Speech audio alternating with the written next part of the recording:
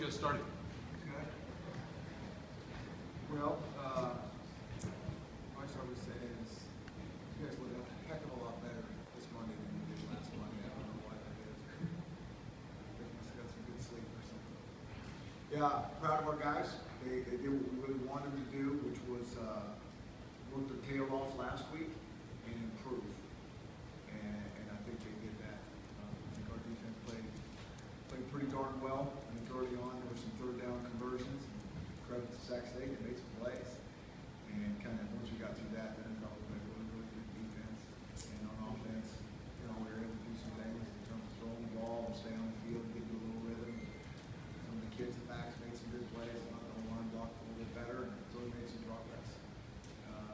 Much different animal this week. Much different scheme, much different everything. And so, on to the new challenge. How is Utah State fundamentally different than you saw this weekend? Just the structure of their defense is different.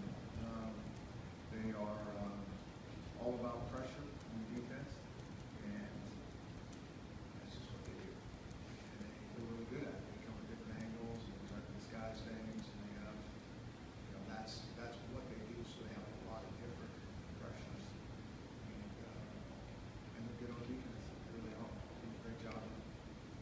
You talked last week about finding that offensive rhythm, and obviously you guys did that particularly well in the second quarter. Saturday did look good on film, as good on film as it did initially for rush and all that. It did look good. I always say this, and this thing seems to hold true. It's never as good as you think it is, and it's really never as bad as you think it is, for the most part. And so there were certain things that you're like, oh man, if this guy was just cleaning this up. But it was progress, and on offense sometimes you need all 11 clicking. It's really hard to get that early on, but we still were able to make some plays. But like I said, I think this week's, it's not going to look the same, just in terms of they're a pressure team. They blow a lot of things up. They come after the quarterback. It messes up the run game, and so sometimes you find some creases, and sometimes you find 4-yard losses. So you have to be patient. You have to be able to strike when you can. I guess similar question for Browning too. Obviously the numbers look pretty impressive. Yeah. For his home game. I thought he did a good job. Really did. I thought there was progress there, and he sees the field pretty darn well. Sometimes he's not one of those guys that's scared to throw balls in tight windows, and he anticipates so well that sometimes once the ball's in there, the window's a little tighter than maybe you'd like, but he's also going to get some balls in there because he does throw with such really good anticipation. I thought, right before half, there's some really good throws in there and really good reads. We threw one ball down to Josh Perkins, and I don't think we've thrown that ball on that route in 2 years. And both guys were, Josh expected it. Jake threw it early, looked like it was wide up, because of all those little details. It was really impressive, and it was one of the more impressive drives of the whole game. Reminder real quick, hit *6 on your phone line, please, so we don't hear the background noise. Thank you. Any update on Austin Joyner? Yeah, Austin, and just so I can update you guys again, because so you know, if a guy's not out for the season, I'm just going to always say it's week to week, day to day. But Austin is out for the season. Got his knee. Real unfortunate. Just kind of playing it weird, running down there on the kickoff. And the good news is he got a game under his belt. We were prepared like he was planning on playing, which we were, and so we can still use this year as a redshirt year. Take it like most college freshmen do, get him dialed into the academics, and have time to rehab, and a full year to get him back. Is that an ACL? Yeah, it's a knee injury. I think it's I'll just go with that. Is Miles a guy you could see emerging as the lead back this team as a freshman? I don't know. We'll just see. I think Dwayne Washington's a really good back. I think they're much different backs. Yeah, that's the thing I think we kind of like is I think Miles is different than the other guys we have. We know we've all seen Dwayne do some pretty good things against some pretty good competition, so we know he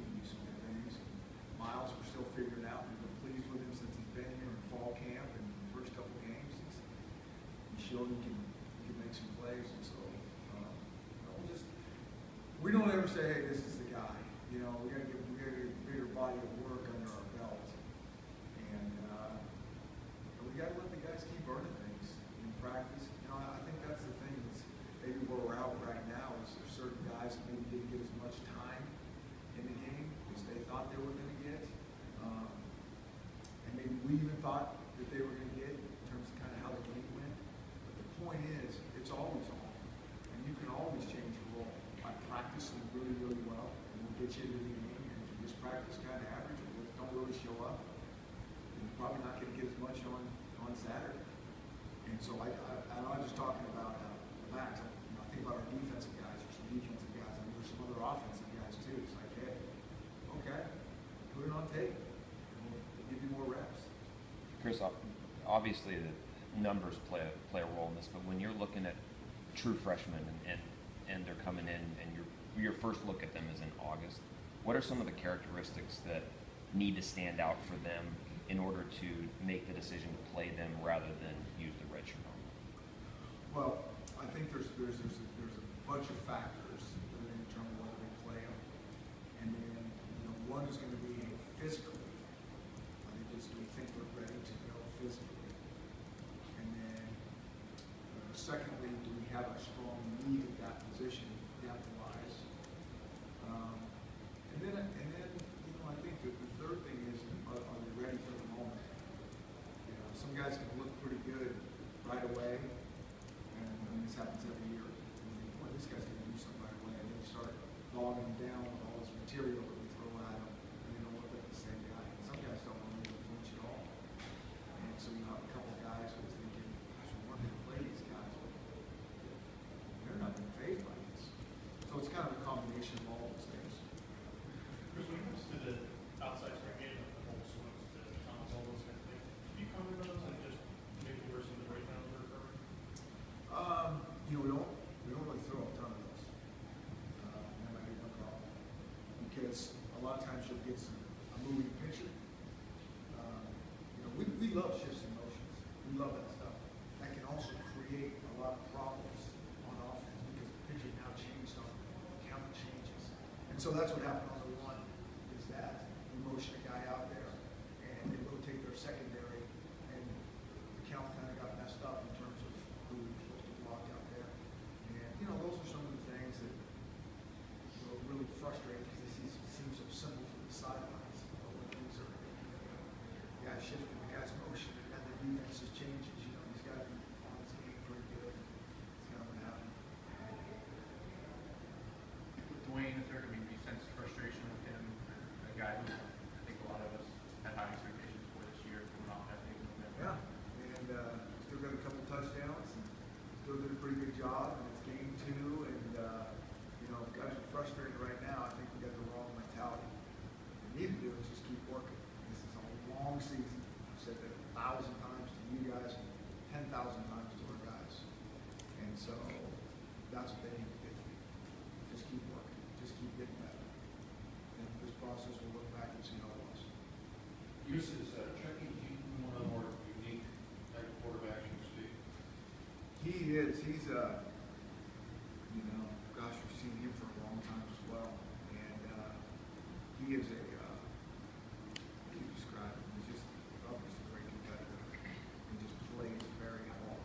You always see him at the end of the games just kind of dragging himself around because, he'll go.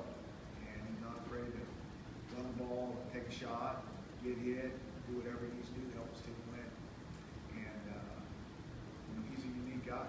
He's just kind of, he's a football player is what he is, that quarterback position. You mentioned Miles having a different style running than his cousin Dwayne. Is Miles' style fit a guy who could carry it 20 to 25 times a game if need be?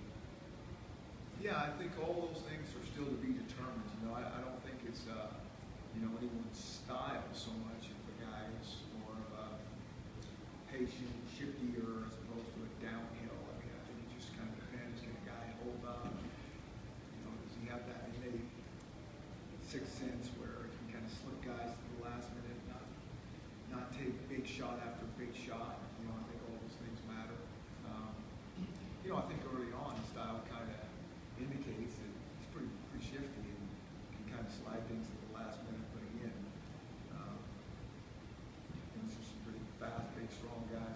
getting ready to go up against for a long period of time. So we don't need just two. We need more than just two backs. I just keep saying that. You know, these two guys are kind of rolling right now. Those other guys have to be ready and they'll get their opportunity as well. But do you find the idea of a big emotional letdown possibly when there's rivalry games on the line? You look at Utah State and now they just played Utah and sometimes how that works in your experience. I don't think that there's going to be a letdown coming here. I just don't. I think there's certain games on everybody's schedule. It's just like, okay. You know, I think that's one of the issues with our schedule. I mean, you can make a case every single week for us, and I think it's really hard for guys to play at their emotional peak week after week after week. I mean, I think that's just extremely hard to do. Now, do I think looking at, you know, Utah State's schedule, you know, are they going to be ready to play us in this league? Absolutely. I know that. So there will be no letdown from Utah State coming over here. I mean, I know Matt Wells very well. I know how he coaches. And I know how hard those guys play. Is there a Utah State brand of football that you're accustomed to seeing? You know, I think they're very similar to, you know, Boise. I mean, I think when you can feel that thing, that rivalry really heating up, and I think they get good players. I think they play really, really hard on offense. The style is similar. Defense is a little bit different, but what the similarity is those guys know what they're doing. They play really fast and really hard. I think those are good tacklers.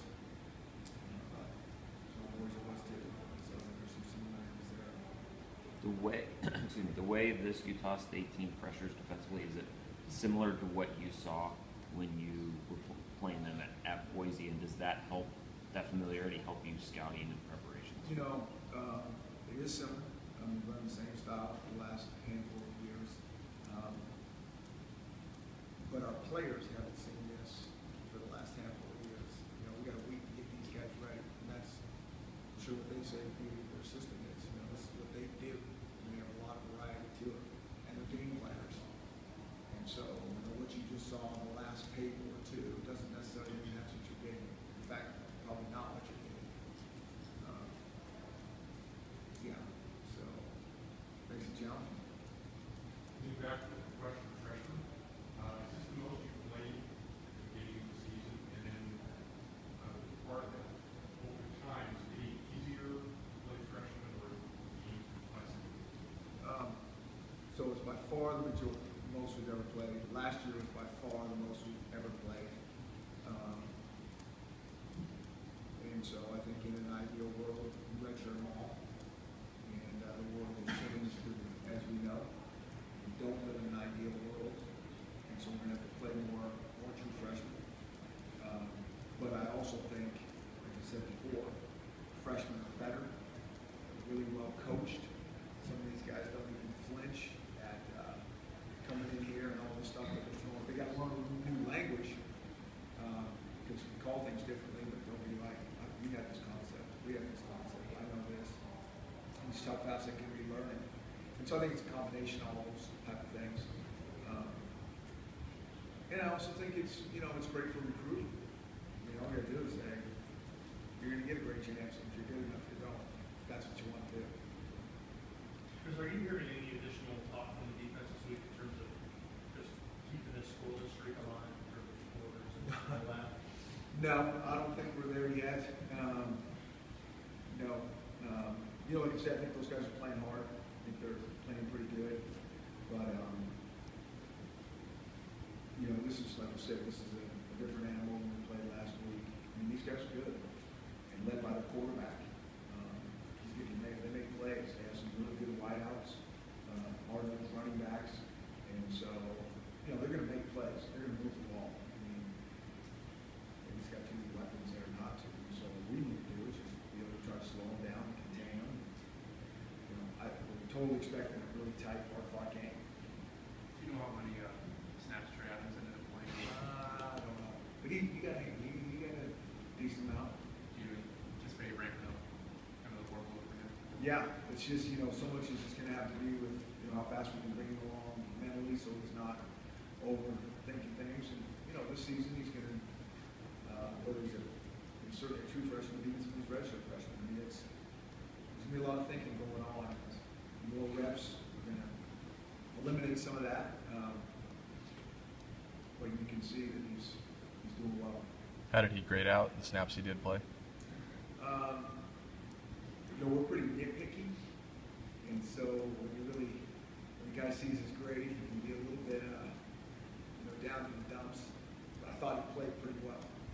Now, you know, I look at the big picture there and see progress and how he's doing. Coach Strasser, you know, pick things apart like Coach Powell, Coach, you know, Lake. They're going to pick everything apart, and so sometimes, you know, it's great to be deceiving a little bit. Joshua Perkins showed up in your pass game deep, but what about his run blocking? How crucial is that to him in this game?